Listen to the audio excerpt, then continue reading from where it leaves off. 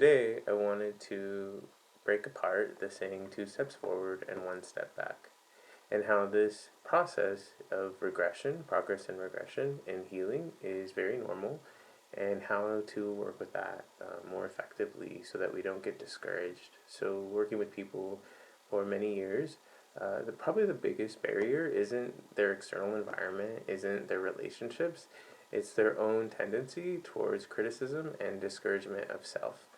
And in my spiritual path, discouragement is actually a form of laziness. Because if you think about what laziness is it makes us go into inaction. And so our discouragement is actually just a part of our mind that's lazy.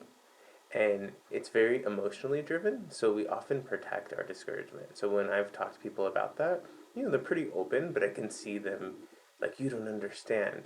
It's interesting because what you're doing when you're doing that is you're actually protecting the thing that is destroying you. And I think that that is really normal in healing, is people often tooth and nail protect the things that are absolutely destroying them.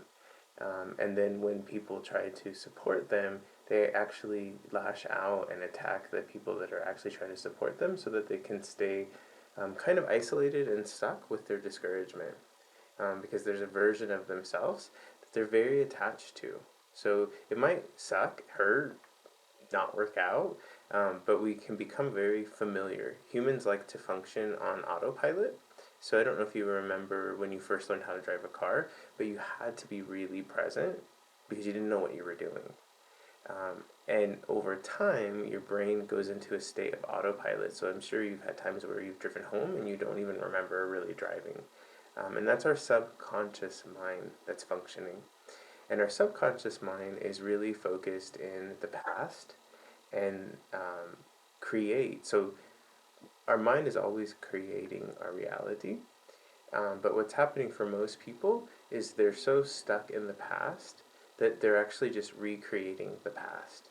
Because whatever our mind focuses on kind of co creates our current reality. So if I'm really stuck in my past, in my own discouragement and my failures, I'm much more likely to continue to create these patterns. But life in the psyche is all well-defined patterns that we continue to act out.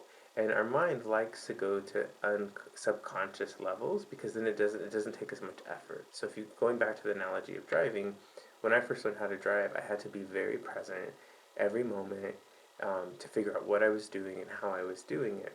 That's the place that we want to actually move our life to. So I'm sure you hear all the cliche like be in the present. The present is a gift, so it's called the present.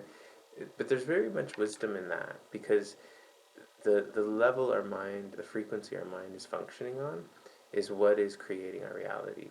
And if your mind right now is completely rejecting that, that's actually your unhelpful patterns because your life might not be working. So if your life is working perfectly, keep doing it. But if your life is not working perfectly, you have to be able to examine, um, like effectively, not getting discouraged, but effectively examining: is this working? Is this not? Many years ago, one of my favorite teachers, his name's Gen Kelsang Rikpa, and he teaches at the Kadampa Meditation Center in Los Angeles. He's phenomenal, but he was teaching one time about the difference between shame and regret. And what shame is let's say, this is my joke right now. Let's say someone accidentally put bleach in this drink, and I didn't realize. So I take a sip and I realize, oh no, there's bleach. Shame would be where I then recount all of the times I failed and how I should have known that there's bleach in there. And why do I keep making these mistakes? And then I die, actually, because there's no action there in shame. It's just lashing, lashing, lashing with no moving forward. Now, regret would be different. So, if the same thing happened and I had regret, as soon as I recognize, oh no, there's poison in here, I start to go into action. I go and call poison control. Maybe I ask someone near me, can you watch me in case I pass out?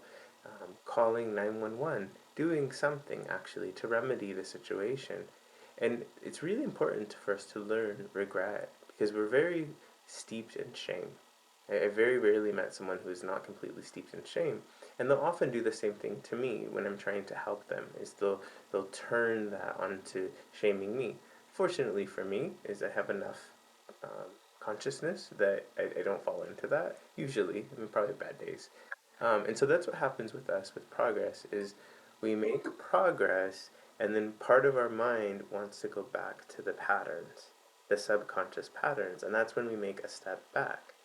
Another analogy that I like is when you watch kids when they first start to explore their world. So let's say um, I'm a kid and this is my parent.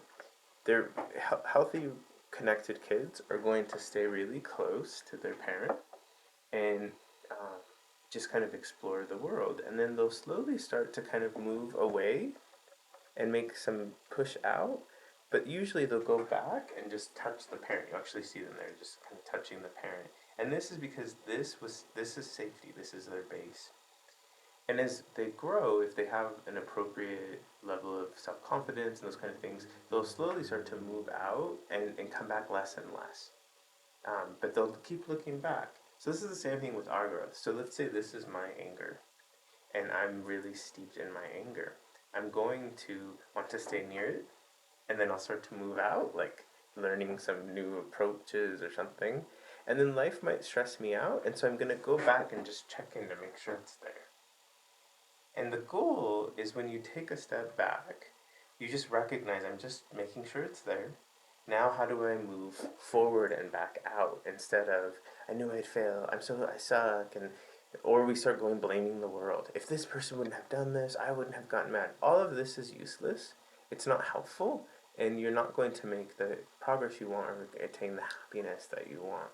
So we have to learn how to be okay with two steps forward and one step back.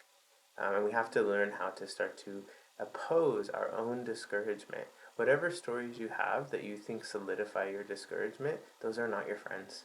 And they're not true. And if you fight to keep them true, that's okay, but then you're choosing to be unhappy. So I hope that's helpful, and you have a good week.